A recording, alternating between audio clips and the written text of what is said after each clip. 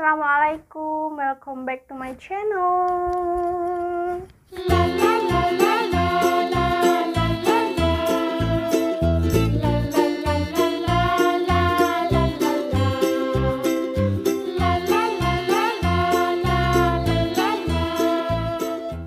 Selamat datang kembali di channel YouTube saya, dan di video kali ini saya akan memberikan informasi mengenai materi apa saja yang akan dipelajari di kelas 12 SMA atau Madrasah Aliyah, khususnya untuk pelajaran bahasa Indonesia.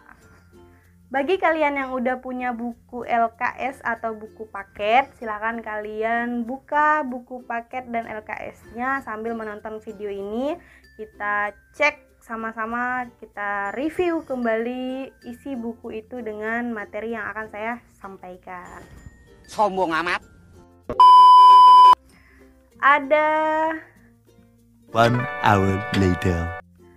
Ada 3 materi yang akan kalian pelajari di kelas 12 untuk pelajaran bahasa Indonesia.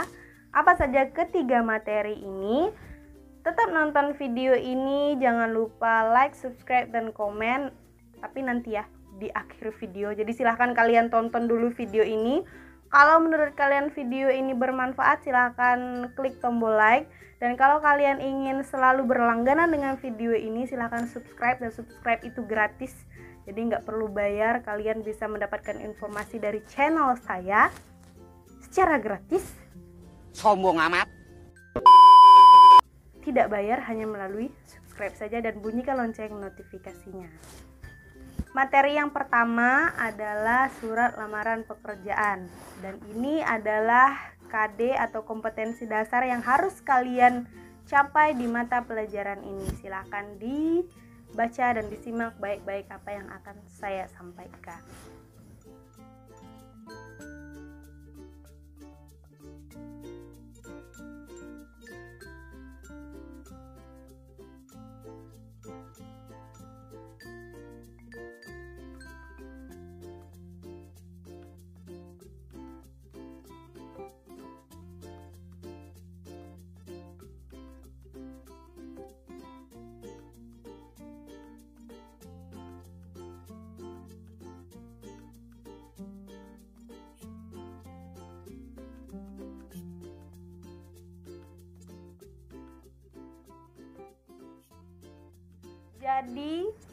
Jadi ada 4 pembahasan yang akan kita pelajari di bab surat lamaran pekerjaan ini. Yang pertama itu mengenai isi dan sistematika surat lamaran.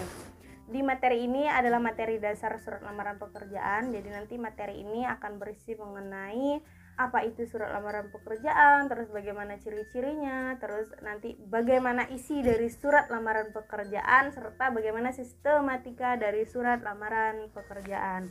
Terus dari materi ini nanti akan berkaitan dengan KD selanjutnya, yaitu tugas mengenai menyajikan simpulan, sistematika, dan unsur-unsur isi surat lamaran pekerjaan dalam bentuk visual. Jadi setelah kalian mempelajari isinya, sistematika surat lamaran, kalian akan menyimpulkan sebuah surat lamaran pekerjaan yang sudah disediakan oleh guru atau oleh pendidik. Jadi nanti kalian akan simpulkan. Terus untuk materi selanjutnya itu mengenai tentang unsur-unsur kebahasaan surat lamaran pekerjaan. Unsur kebahasaan ini sangat penting kalian pelajari dalam menulis surat lamaran pekerjaan. Karena apa? Karena kalau misalnya kalian tidak mempelajari unsur kebahasaannya, nanti kalian akan kebingungan menulis surat pekerjaan, baik itu dari tanda baca, terus dari kata ganti, terus dari penulisan kota, tanggal, dan sebagainya. Nah, dari materi yang sudah dipelajari itu, nanti di bagian akhir kalian akan menulis surat lamaran pekerjaan dengan memperhatikan kebahasaan, sistematika, dan isi surat lamaran pekerjaan.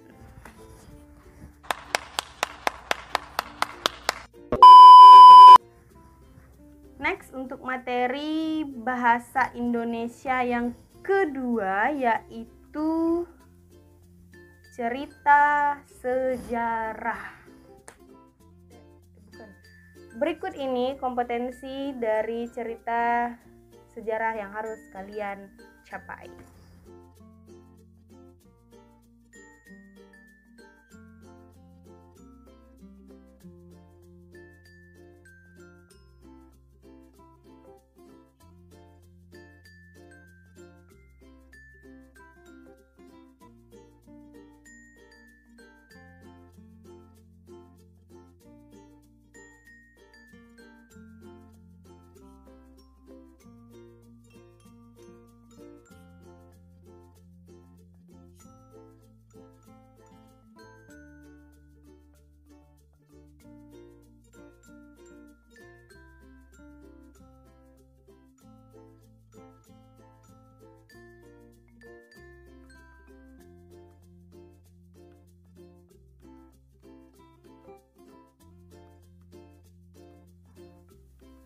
Untuk materi cerita atau novel sejarah ini, yang pertama pasti akan dibahas mengenai informasi tentang novel-novel sejarah, baik itu sejarah secara lisan ataupun secara sejarah tertulis.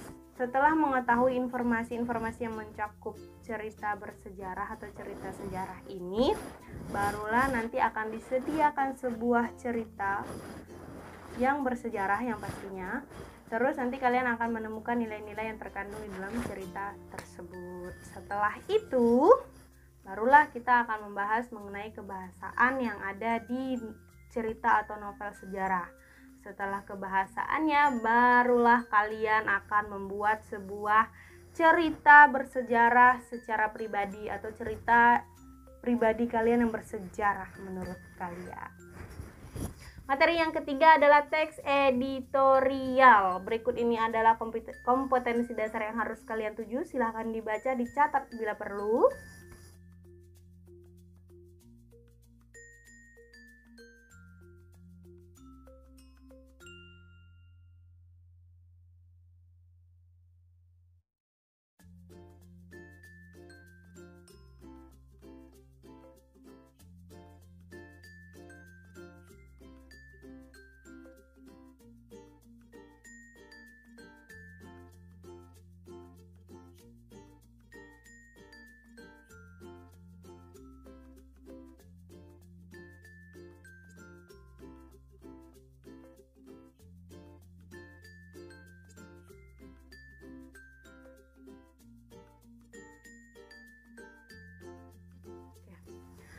Sama dengan materi yang sebelumnya, yang dua materi sebelumnya. Jadi untuk teks editorial ini atau tajuk rencana ini, yang pertama pasti selalu mengidentifikasi informasi mengenai tajuk rencana atau teks editorial, baik itu pendapat, alternatif solusi, atau simpulan terhadap suatu isu di dalam teks editorial.